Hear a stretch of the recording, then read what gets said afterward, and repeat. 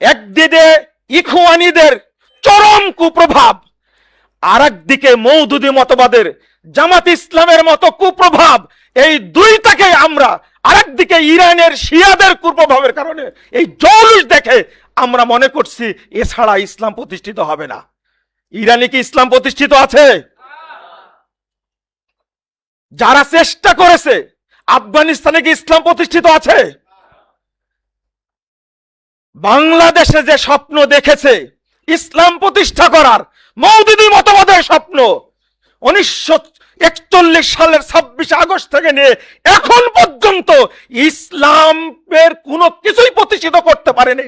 বরং গঠনতন্ত্রের মধ্যে একটা কোরআনের কথা নাই, হাদিস শব্দ উল্লেখ নাই, ইসলাম শব্দ উল্লেখ নাই। বিশাল ইস্তিহার প্রকাশ করেছে, সেখানে ইসলাম শব্দ উল্লেখ করতে পারেনি, কোরআন শব্দ উল্লেখ করতে পারেনি, আল্লাহ শব্দ উল্লেখ করতে পারেনি, নবী শব্দ উল্লেখ করতে পারেনি, রাসূল শব্দ উল্লেখ করতে পারেনি। তাদের প্রতারণায় প্রতারিত হব কেন আমরা? আসসালামু আলাইকুম ওয়া রাহমাতুল্লাহি ওয়া বারাকাতুহু। আলহামদুলিল্লাহ ওয়াসসালাতু ওয়াসসালামু আলা রাসূলিল্লাহ, আম্মা বাদ। আউযু বিল্লাহি মিনাশ শাইতানির রাজীম। ইন্নাল্লাযীনা ফাররাকু দীনাহুম ওয়া কানু শিয়আ লাস্তা মিনহুম ফি শাই। ক্বালা সাল্লাল্লাহু আলাইহি ওয়াসাল্লাম আসহাবি আমানাতুল লি উম্মতি, রাওয়াহু মুসলিম।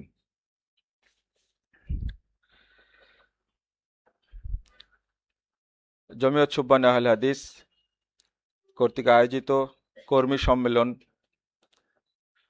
2026-এর সম্মানিত সভাপতি শেখ আব্দুল্লাহ আল হাদি, মাননীয় প্রধান অতিথি বাংলাদেশ জমিয়ত আহলে হাদিসের সংগ্রামী সভাপতি, বিশিষ্ট শিক্ষাবিদ অধ্যাপক ডক্টর আব্দুল্লাহ ফারুক, উপস্থিত প্রধান আলোচক বাংলাদেশ জমিয়ত আহলে হাদিসের সংগ্রামী সেক্রেটারি জেনারেল অধ্যাপক আসাদুল ইসলাম, অন্যান্য অতিথিবৃন্দ, সুবহানের বিভিন্ন পর্যায়ের নেতৃবৃন্দ এবং কর্মী ভাইয়েরা,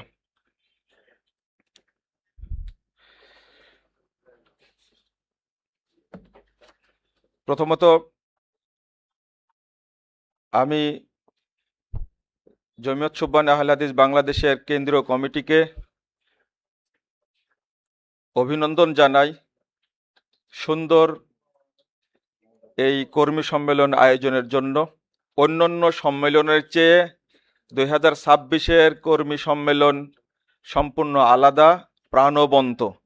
আল্লাহ তাদের খেদমতকে কবুল করুন, আমিন। আমাকে বিষয় দেওয়া হয়েছে জমিয়ত আহলে হাদিস চ্যালেঞ্জ ও সম্ভাবনা। খুব সুন্দর, গুরুত্বপূর্ণ। কিন্তু চ্যালেঞ্জ যখন বলেছেন তখন তিনটা প্রসঙ্গ আসে। আমি সুবহানের কর্মীদের কাছে তিনটি বিষয় প্রশ্ন করব, আপনারা কোনটা গ্রহণ করবেন? Face A challenge, accept A challenge, up for the challenge. Challenge মোকাবেলা, না চ্যালেঞ্জ গ্রহণ, না চ্যালেঞ্জের জন্য প্রস্তুত? কোনটা? হ্যাঁ, হলো না। কে বলেছেন? চ্যালেঞ্জ গ্রহণ। কে বলেছেন? মাশাআল্লাহ। তাহলে চ্যালেঞ্জ গ্রহণ আর চ্যালেঞ্জের জন্য কি? চ্যালেঞ্জ মোকাবেলা করা, তাই না? আপনারা যে বললেন চ্যালেঞ্জ গ্রহণ, তাই না? এটা হলো অ্যাকসেপ্ট এ চ্যালেঞ্জ। কিন্তু চ্যালেঞ্জ ফেস না করতে পারলে আপনি গ্রহণ করবেন কি করে? সিরিয়ালে তো 1 নম্বর বলেছে কি? হ্যাঁ, face the challenge. Face A challenge. তো যে আমি যদি এটা, তাহলে আমি কোন কোন চ্যালেঞ্জকে ফেস করব এগুলো আগে নির্ণয় করার দরকার, তাই না? আমি যখন চ্যালেঞ্জকে ফেস করতে পারবো তখন চ্যালেঞ্জ গ্রহণও করতে পারবো। আমরা কি প্রস্তুত? চ্যালেঞ্জগুলো কি কি? আমার চোখে কয়েকটা চ্যালেঞ্জ বর্তমানে সবচেয়ে বেশি আলোচিত, আমি কয়েকটা সিরিয়াল করেছি। আহলে হাদিস সমাজের অনৈক্য ও ভেদাভেদ। 2 নম্বর, মানহাজের দুর্ভিক্ষ। 3, জাতীয় ও বিজাতীয় মতবাদের আগ্রাসন। 4, প্রশিক্ষিত দক্ষ দায়ী ও নিবেদিত প্রাণ ত্যাগী কর্মীর অভাব। 5, আনুগত্য ও ভদ্র আচরণ চূড়ান্ত খরা। সমালোচনার সীমালঙ্ঘন। 6, জেনারেল শিক্ষিত ব্যক্তিদের মাঝে আহলে হাদিস আকীদা ও চেতনার অনুপস্থিতি। এটা বর্তমানে আমি মনে করি গুরুত্বপূর্ণ একটা চ্যালেঞ্জ।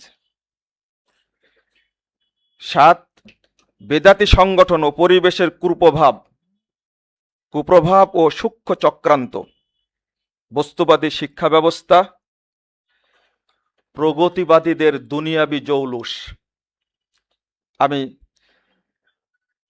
কয়েকটা পয়েন্ট উল্লেখ করলাম, সব মিলিয়ে প্রত্যেকটা পয়েন্টের আলোচনা করা সম্ভব না। আহলে হাদিসদের বর্তমান অনৈক্য,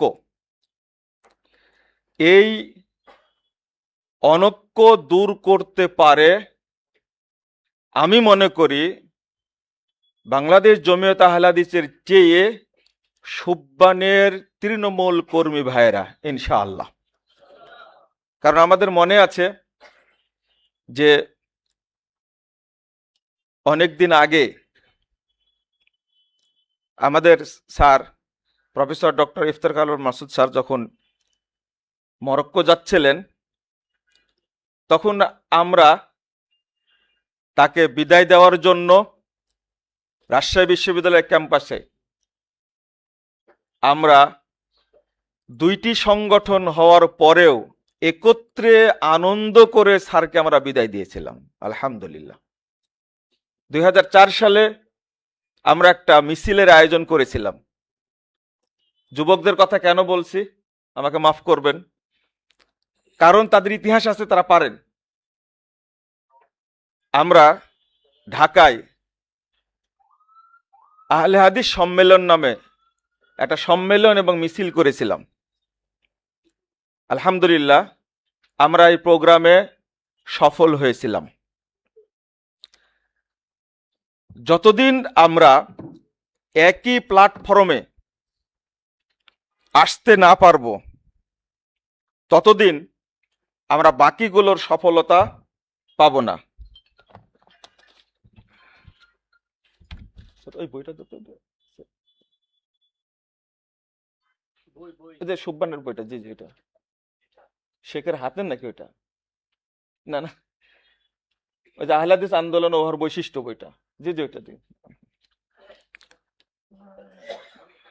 সম্মানিত কর্মী ভাইরা, আমি এই বইটা আপনারা কেউ পড়েছেন কিনা আমি আজকে বলবো, বইটি সবাই পড়বেন। এই বইটি লেখা 1947 সালে, পরে প্রিন্ট হয়েছে, ছোট্ট করে লেখা। এইটা আহলে হাদিস পরিচিতি বইয়ের শেষ অংশে উল্লেখ করা আছে, আহলে হাদিস আন্দোলন ও উহার বৈশিষ্ট্য। এখানে 3টি, শেষে একটা কথা লিখছেন আরো একটি বৈশিষ্ট্য। 3টি বৈশিষ্ট্যের 3য় নম্বরে এসে আল্লামা আব্দুল্লাহ আল কাফি আল কুরাশি রাহিমাহুল্লাহ বলছেন,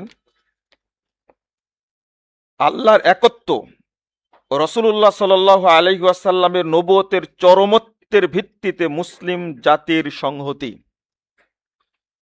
মুসলিমদের মধ্যে অন্যান্য যত দল ফেরকা আছে সেইগুলো নিয়ে ঐক্যের আলোচনা হতে পারে, কিন্তু আহলে হাদিসদের নিয়ে ঐক্যের কোনো আলোচনা এখানে করেননি। আহলে হাদিসরা কখনো বিভক্ত হতে পারে না। আর আল্লাহ রাব্বুল আলামিন বলছেন 159 নম্বর আয়াত, যেটা পড়েছি সূরা আনাম, ইন্নাল্লাযীনা ফাররাকু দীনাহুম ওয়া কানু শিয়া লাস্তা মিনহুম ফি শাই। ইমাম ইবনে কাসির রাহিমাহুল্লাহ এই আয়াতটা উল্লেখ করে বর্তমান কেন যখনই মুসলিমদের মধ্যে দলাদলি হবে, সবগুলো দলালাত, সবগুলো জাহালাত, সবগুলো ফেরকা, আল মিলাল ওয়ান নিহাল শব্দ উল্লেখ করেছেন ইমাম ইবনে কাসির রাহিমাহুল্লাহ। অতএব আহলে হাদিসরা যারা মানুষকে মানহাজের দিকে ঐক্যবদ্ধ করবে, তারা কখনো বিভক্ত থাকতে পারে না। আমি আহ্বান জানাবো সুববানের ভাইরা, দায়িত্বশীলরা যদি তৃণমূল পর্যায়ে এই দায়িত্বটা পালন করেন যে আমরা সব এক হয়ে কাজ করব। প্রাচীন সংগঠন বাংলাদেশ জমিয়ত আহলে হাদিসের প্রতিষ্ঠাতা, উপমহাদেশের শ্রেষ্ঠতম একজন মুজাদ্দিদ আল্লামা আব্দুল্লাহ হিল কাফি আল কুরাইশি যে আমানত দিয়ে গেছেন, সেই আমানতটা আমরা পৌঁছানোর চেষ্টা করব ইনশাআল্লাহ। মানহাজের দুর্ভিক্ষ যে কথাটি বলেছি, আজকে আহলুল হাদিসদের মধ্যেও মানহাজকে অবজ্ঞা করা হচ্ছে। আমি স্পষ্ট করে বলি, আপনি কোরআন এবং সুন্নাহর এমন কথা বলার সাহস কিভাবে পেলেন যে কথাটা রাসূল সাল্লাল্লাহু আলাইহি সাল্লাম বলেননি, সাহাবায়ে কেরাম বলেননি, তাবেঈন এজাম বলেননি, তাবে বলেননি? আপনি সেটা বলার সাহস পেলেন কিভাবে? আপনাকে অধিকার দিল কে? যদি আহলুল হাদিস হন, যদি সালাফি হন, আপনি একটা কথাও বাহিরে বলতে পারবেন না। আমরা অনেকের আলোচনায় শুনি তারা ভদ্রতার সাথে কোরআন সুন্নাহর ব্যাখ্যার জন্য কোনো তাবির নামও উল্লেখ করেন না, কোনো সাহাবীর নামও উল্লেখ করেন না, কোরআন এবং হাদিস পড়ে নিজের মতো ব্যাখ্যা করে দেন। রাসূলুল্লাহ সাল্লাল্লাহু আলাইহি ওয়াসাল্লাম স্পষ্ট বলে গেছেন, আপনি কত দলিল নেবেন? আল্লাহ রাব্বুল আলামিন বলে দিলেন কুনতুম খায়রা উম্মাহ। সাহাবীদেরকে বলেছেন আল্লাহ তোমরাই শ্রেষ্ঠ উম্মত। আপনি সাহাবীদের বুঝ নেবেন না মানে? সালাফদের বুঝ নেবেন না মানে? আপনি আজকে সালাফদের বুঝ না নেওয়ার কারণেই আহলে হাদিসরা বিভক্ত হয়েছে এবং সংগঠন করা যাবে না, যখন বাজে কথা বলে বেড়াচ্ছে তারা। আপনি কত বড় আলেম হয়েছেন? আপনি শেখ বিন বাজের কথাটা পড়ে দেখুন। আমি গত সম্মেলনে বক্তব্য দিয়েছি। আপনি কোন শেখ? আপনি শেখ আলবানির কথা পড়ে দেখুন। শেখ যে কথাটা বলেছেন, আমাদের সভাপতি মহোদয় প্রধান অতিথি, আসলে তারা জ্ঞানের মিসকিন। আমি এই কথার সাথে একমত, কারণ তারা পড়াশোনা না করেই কথা বলে। উদ্দেশ্য হলো আহলে হাদিসরা যেন ঐক্যবদ্ধ না থাকতে পারে। এটাও আপনার কোন সালাফি বিদ্বান বলেছেন? আপনি দেখেন, নিজের মতো ব্যাখ্যা করবেন না। ইমাম ইবনে তাইমিয়া রাহিমাহুল্লাহ বলছেন, আহলুস সুন্নাহ ওয়াল জামাআহ মাযহাবুন কদিমুন মারুফুন ক্বাবলা আন ইয়াখলুকাল্লাহু আবা হানিফা ওয়া মালিকান ওয়া শাফিয়া ওয়া আহমাদা ফাইন্নাহু মাযহাবুস সাহাবাহ তালাক্কাউহু আন নাবিয়্যিহিম মান খালাফা যালিক কানা মুবতাদিআন ইনদা আহলিস সুন্নাহ ওয়াল জামাআহ। যারা সাহাবায়ে কেরামের মানহাজের বিরোধিতা করে ওই ব্যক্তি বেদাতি। আহলে সুন্নাহ ওয়াল জামাতের কাছে ওই ব্যক্তি সুন্নি হতে পারে না, ও বেদাতি হতে পারে। আপনি মানহাজের বিরুদ্ধে কোনো কথা বলতে পারবেন না। উচ্চারণ কিসের মানহাজ? আজকে আমাদের মানহাজ থাকলে আলহামদুলিল্লাহ। আগের আলেমগণ মানহাজকে শ্রদ্ধা করেছেন, বিভক্ত হয়নি। আজকে মানহাজকে পদদলিত করার কারণেই বাংলাদেশে আহলে হাদিসের মধ্যে বিভক্তি তৈরি হয়েছে। আলহামদুলিল্লাহ আমরা জমিয়ত আহলে হাদিসের আলেম উলামাদের কাছে বক্তব্য শুনলেই বুঝতে পারি তারা আলেম উলামার কথা কোট করে কথা বলেন, তাদের প্রতি শ্রদ্ধা রাখেন। শুধু ওইটা আল্লাহ নবী সাল্লাল্লাহু আলাইহি ওয়াসাল্লাম বলছে 43 নম্বর হাদিস ইবনে মাজাহ, তারাকতুকুম, আল্লাহ নবী বলছে সাহাবা কেরামকে তোমাদেরকে রেখে গেলাম আলাল বাইদা লাইলুহা কানাহারিহা মাইয়াজিগু হাদিহি বাদি ইল্লা হালিকুন, তোমাদেরকে রেখে যাচ্ছি উজ্জ্বল দিনের উপরে, তার রাতটা দিনের মতোই, ধ্বংসপ্রাপ্ত ব্যক্তি ছাড়া এর কেউ বিরোধিতা করবে না। আলহামদুলিল্লাহ রাসূল সাল্লাল্লাহু আল্লাহ রাব্বুল আলামিন বলছেন ওমাই শাকিকুর রাসূল মিন বাদি মা তাবায়ানা লাহুল হুদা ওয়া ইয়াত্তাবি গায়রা সাবিলিল মুমিনিন নুআল্লিহি মা তাওয়াল্লা ওয়া নুসলিহি জাহান্নাম ওয়া সাআত মাসীরা। আল্লাহ সুজা করে দিয়েছেন এই জায়গায়, ওয়া ইয়াত্তাবি গায়রা সাবিলিল মুমিনিন, যে ব্যক্তি মুমিনদের রাস্তার বিরোধিতা করবে অর্থাৎ সাহাবীদের মানহাজের বিরোধিতা করবে, নুআল্লিহি মা তাওয়াল্লা, ও যেদিকে যেতে চাই আমি ওইদিকে সুজা করে দিব, ওয়া নুসলিহি জাহান্নাম, আমি তাকে জাহান্নামে আছাড় দেব। এগুলো কানে ঢুকে না? রাসূল সাল্লাল্লাহু আলাইহি ওয়াসাল্লাম বলছেন 2531 নম্বর হাদিস সহিহ মুসলিম, আসহাবি আমানাতুল্লি উম্মতি, আমার সাহাবায়ে কেরাম হলেন আমার উম্মতের জন্য নিরাপত্তার প্রতীক। আজকে যদি আমি আপনি মানহাজের বিরুদ্ধে কথা বলি তাহলে আপনার কাছে আপনাকে বেদাতি বলতে বাধ্য হব। অতএব সেখান থেকে ফিরে আসুন, যারা আহলুস সুন্নাহ ওয়াল জামা তারা হবে ঐক্যবদ্ধ, নামই হলো ওয়াল জামা। শুধু সুন্নাতের অনুসরণ করে নিজ নিজ জায়গায় থেকে যাবেন একা একা, এটা চলবে না। রাসূল সাল্লাল্লাহু আলাইহি সাল্লাম বলছেন আমার উম্মত বিভক্ত হবে 73 দলে, সবগুলো জাহান্নামে যাবে একটি ব্যতীত, সেটা কোনটা? ওয়াহিয়াল জামাআহ। আর একটা হাদিস আসছে মান আলাইহি ওয়া আসহাবি, আমি এবং আমার সাহাবীরা যে মানহাজের উপরে আছি সেই মানহাজের উপরে যারা থাকবে তারাই জান্নাতে যাবে। সাহাবীদের মানহাজ মানলে কোনোদিন বিভক্তি হবে না, ইখতিলাফ হবে কিন্তু ইফতিরাক হবে না। ইখতিলাফ হবে, সাহাবায়ে কেরামের সময়ে ইখতিলাফ ছিল কিন্তু ইফতিরাক ছিল না। আজকে আমরা ইনশাআল্লাহ সবাই ঐক্যবদ্ধ হব, আল্লাহ যেন আমাদের ঐক্যবদ্ধ করে দেন, আমিন। আপনারাও দোয়া করবেন, আল্লাহুম্মা আল্লিফ বাইনা কুলুবিনা ওয়া আসলিহ যাতা বাইনিনা ওয়াহদিনা সুবুলাস সালাম। জি, শেষ হয়ে গেছে। বন্ধুরা আমার, আমি আর একটা কথা বলবো, সেটা হলো জাতীয় বিজাতীয় মতবাদের আগ্রাসন। একটা বই প্রিন্ট করলে সবচেয়ে ভালো হয়, খুব তাড়াতাড়ি হয়তো আমরা প্রিন্ট করে ফেলবো, ইসলামী শাসনতন্ত্রের সূত্র, আল্লামা আব্দুল্লাহ আল কাফি আল কুরাইশি রাহিমাহুল্লাহ, এই বইটা দেন, ফটোকপি আমার কাছে, ফটোকপি। 30টি মূলনীতি পেশ করেছেন এখানে। আমি যে কথাটি বলেছি জাতীয় বিজাতীয় মতবাদের আগ্রাসন, আজকে বাংলাদেশ ব্যাপী 24-এর আন্দোলন, 36শে জুলাই, 5ই আগস্টের কথায় সবাই গদগদ, অনেক স্বপ্ন দেখেছিল, কিন্তু দীর্ঘ 2 বছরে এই ফ্যাসিবাদ পতনের বিপক্ষে এই রাষ্ট্রের মানুষরা এখন পর্যন্ত সুন্দর স্বপ্ন দেখতে পারেনি। চারিদিকে সন্ত্রাসে আনাগোনা। আল্লামা আব্দুল্লাহ আল কাফি আল কুরাইশি রাহিমাহুল্লাহ শাসনতন্ত্রের সূত্র লিখতে গিয়ে তিনি এত চমৎকার একটা কথা লিখছেন, সেটা আপনাদের একটু পড়ায় শোনার দরকার।